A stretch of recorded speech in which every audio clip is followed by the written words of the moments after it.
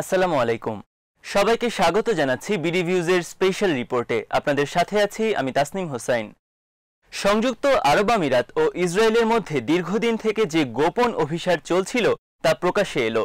গত 13 আগস্ট যুক্তরাষ্ট্রের president Donald Trump ঘোষণা দিয়েছেন সংযুক্ত আরব আমিরাত ও ইসরায়েল সম্পর্ক স্বাভাবিক করতে যাচ্ছে। দুই দেশ শান্তি চুক্তিতে আবদ্ধ হয়ে পুরো মাত্রায় কূটনৈতিক সম্পর্ক স্থাপন করবে। এই ঘোষণার পর মধ্যপ্রাচ্যে এর নানামুখী প্রতিক্রিয়া হয়েছে। কথিত এই শান্তি চুক্তির প্রতিক্রিয়া ও প্রভাবের নানা দিক নিয়ে আপনাদের আজ জানাবো।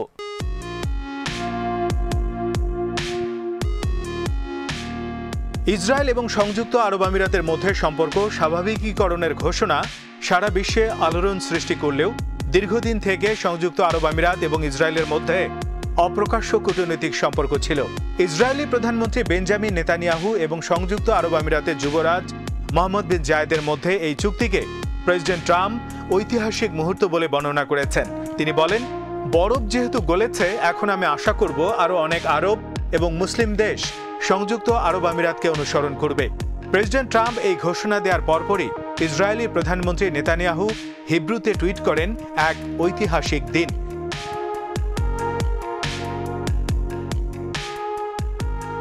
সামনের দিনগুলোতে ইসরায়েল ও সংযুক্ত আরব আমিরাতের প্রতিনিধি দল নানা বিষয়ে দ্বিপাক্ষিক চুক্তি করতে নিয়মিত মিলিত হবে।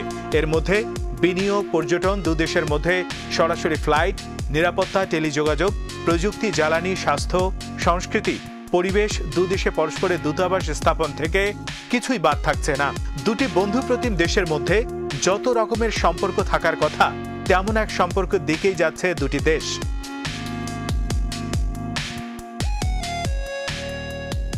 আরব আমিরাত বলছে, একটি আরব রাষ্ট্রের সঙ্গে এই সম্পর্কের বিনিময়ে ইসরায়েল নতুন করে পশ্চিম তীরের যেসব ফিলিস্তিনি এলাকা দখলের পরিকল্পনা করছিল তা আপাতত স্থগিত রাখবে। সংযুক্ত আরব আমিরাতের পররাষ্ট্র প্রতিমন্ত্রী আনোয়ার গারগাশ বলেছেন, ইসরায়েলকে স্বীকৃতি দেওয়ার মাধ্যমে তার দেশ সাহসী পদক্ষেপ নিয়েছে, কারণ এর মাধ্যমে পশ্চিম তীরকে সংযুক্ত করার যে ইসরায়েলি পরিকল্পনা নিয়ে এগুচ্ছিল সেই টাইম বোমা থামিয়ে দেয়া গেছে। ফিলিস্তিনের স্বার্থে দোহাই দিয়ে ইসরায়েলের স্বার্থে সম্পর্ক স্থাপন করলেও ইসরায়েলের দিক থেকে এমন কোনো প্রতিশ্রুতি পাওয়া যায়নি। ইসরায়েল বলছে, ফিলিস্তিনের পশ্চিম তীর দখলের পরিকল্পনা বাদ দেওয়া হয়নি। নেতানিয়াহু খুব স্পষ্ট করে বলেছেন, পরিকল্পনাটি শুধু স্থগিত রাখা হয়েছে মাত্র।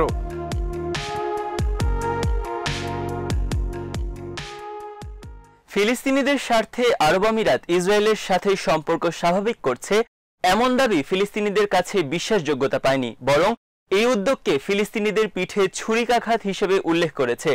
ফিলিস্তিনিরা সংযুক্ত আরব আমিরাতের এই পদক্ষেপকে বিশ্বাসঘাতকতা হিসেবে দেখছে। ফিলিস্তিনি প্রেসিডেন্ট মাহমুদ আব্বাস এর নিন্দা করে বলেছেন, এটি জেরুজালেম, আল আকসা এবং ফিলিস্তিনিদের সঙ্গে বিশ্বাসঘাতকতা।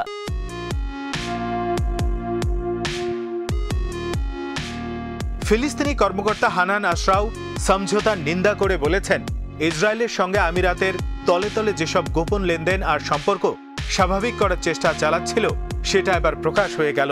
তিনি আবুধাবির প্রিন্স মোহাম্মদ বিন জায়েদকে উদ্দেশ্য করে বলেন, নিজের বন্ধুর দ্বারা কেউ যেন এভাবে বিক্রি না হয়ে যান। এর প্রতিক্রিয়ায় সংযুক্ত আরব আমিরাত থেকে ফিলিস্তিনি দূতকে প্রত্যাহার করা হয়েছে।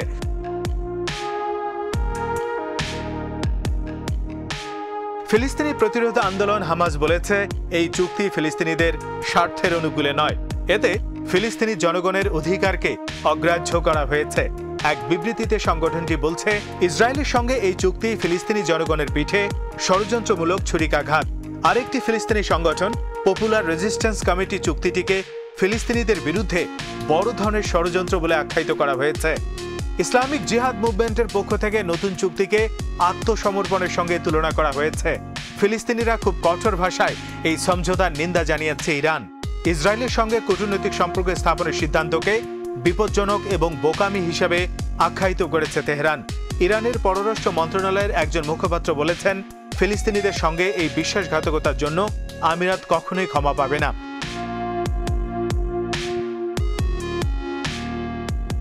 আন্তর্জাতিক অঙ্গনে ফিলিস্তিনিদের পক্ষে বরাবরই সোচ্চার তুরস্ক।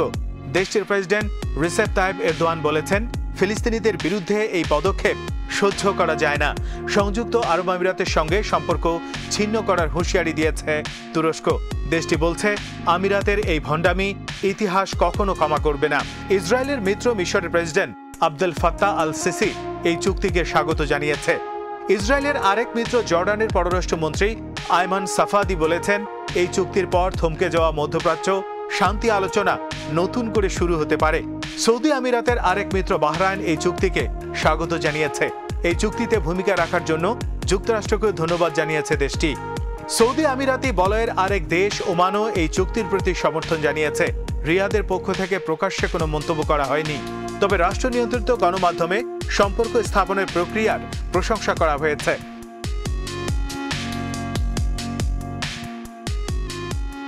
এই সময় ইসরায়েলের সাথে আরব আমিরাতের সম্পর্ক স্থাপনের এই ঘোষণাকে দেখা হচ্ছে প্রেসিডেন্ট ট্রাম্পের নির্বাচনী রাজনীতির কৌশল হিসেবে, যাতে লাভবান হবেন প্রেসিডেন্ট ট্রাম্প ও ইসরায়েলের প্রধানমন্ত্রী নেতানিয়াহু, আর ক্ষতিগ্রস্ত হবে ফিলিস্তিনিরা। কার্যত এর মাধ্যমে ফিলিস্তিনিদের উচ্ছেদে ইসরায়েলি পরিকল্পনায় আরব দেশগুলোর পক্ষ থেকে অনুমোদন দেয়া হলো।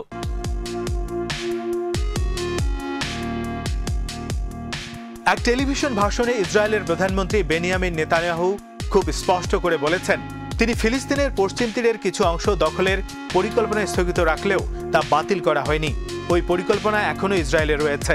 অথচ সংযুক্ত আরব আমিরাত ও যুক্তরাষ্ট্র দেখাতে চাইছিল যে এই সমঝোতার ফলে ইসরায়েলকে যেন এই কাজ থেকে বিরত রাখা যাবে।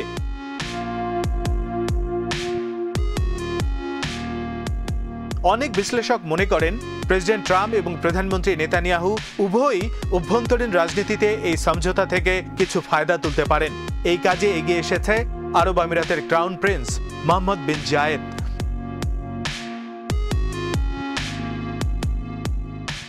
প্রেসিডেন্ট ট্রাম্প এখন এটিকে তার পররাষ্ট্রনীতির এক বিশাল বিজয় হিসেবে দেখাতে চাইবেন।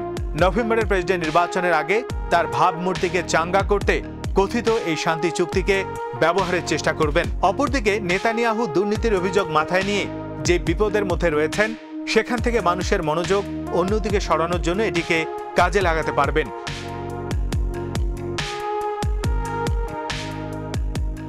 পশ্চিম তীরের বিরাট অংশ ইসরায়েলের দখলে নেওয়ার পরিকল্পনা নেতানিয়াহুর মাথা থেকে এসেছে, কিন্তু এর বিরুদ্ধে আন্তর্জাতিকভাবে যেরকম চাপের মুখে পড়তে হচ্ছিল ইসরায়েলকে, তাতে কাজটা নেতানিয়াহুর জন্য কঠিন হয়ে পড়ছিল। এখন আরব আমিরাত এই অবস্থা থেকে উদ্ধারে এগিয়ে এসেছে। এখন এই পরিকল্পনা বাতিল না করে ধীরে ধীরে পরিকল্পনা বাস্তবায়ন করবে ইসরায়েল।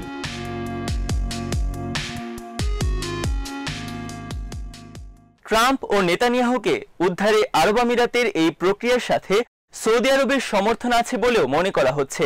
গত কয়েক বছর ধরে আন্তর্জাতিক সংবাদ মাধ্যমগুলোতে সৌদি আরবের সাথে ইসরায়েলের ঘনিষ্ঠতার খবর প্রকাশিত হচ্ছে।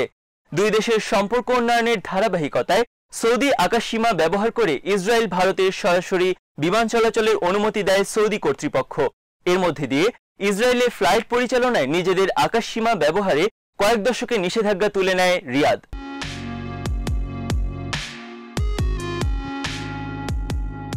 সৌদি যুবরাজ মোহাম্মদ বিন সালমান এর আগেই প্রকাশ্যেই মন্তব্য করেছেন, ইসরায়েলের অস্তিত্বের অধিকার রয়েছে। এর মধ্য দিয়ে কার্যত একটি ইহুদিবাদী রাষ্ট্র হিসেবে ইসরায়েলকে মেনে নিয়েছে রিয়াদ। এখন মিত্র সংযুক্ত আরব আমিরাতের ধারাবাহিকতায় সৌদি আরব শিগগিরই ইসরায়েলকে স্বীকৃতি দিতে যাচ্ছে বলে মনে করা হচ্ছে। ইতিমধ্যে ইসরায়েলের সাথে সংযুক্ত আরব আমিরাতের চুক্তিকে স্বাগত জানানোয় সৌদি আরবের মিত্র দেশগুলোকে ধন্যবাদ জানিয়েছেন ইসরায়েলি প্রধানমন্ত্রী বেনিয়ামিন নেতানিয়াহু। টুইটারে দেয়া এক পোস্টে নেতানিয়াহু বলেন, ইসরায়েল ও আমিরাতের মধ্যে স্বাক্ষরিত ঐতিহাসিক চুক্তি সমর্থন দেয়ায় আমি মিশরের প্রেসিডেন্ট আল সিসি এবং ওমান ও বাহরাইনের সরকারকে ধন্যবাদ জানাই। এই চুক্তি শান্তির পরিসরকে আরো ব্যাপক করে তুলেছে। পুরো অঞ্চলের জন্যই এটি ইতিবাচক।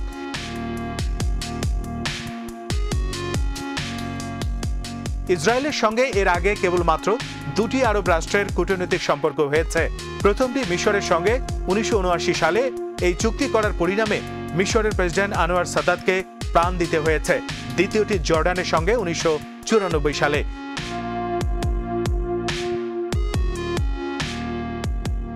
ইসরায়েলের সাথে সংযুক্ত আরব আমিরাতের চুক্তির পর যুক্তরাষ্ট্র চাইছে অন্য মুসলিম ও আরব দেশগুলো যেন আমিরাতকে অনুসরণ করে। হোয়াইট হাউসের একজন ঊর্ধ্বতন কর্মকর্তা রয়টার্সকে বলেছেন, এমন চুক্তি সম্পাদনের বিষয়ে মধ্যপ্রাচ্যের আরও অনেক দেশের সঙ্গে আলোচনা চালিয়ে যাচ্ছে ওয়াশিংটন।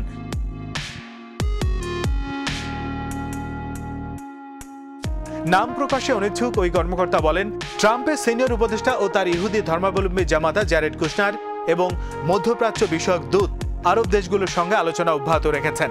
অনেক বিশ্লেষক মনে করেন, আমিরাত ও সৌদি আরবকে ব্যবহার করে ইসরায়েলের সাথে কূটনৈতিক সম্পর্ক স্থাপনের জন্য এখন অনেক মুসলিম দেশের উপর চাপ সৃষ্টি করা হবে।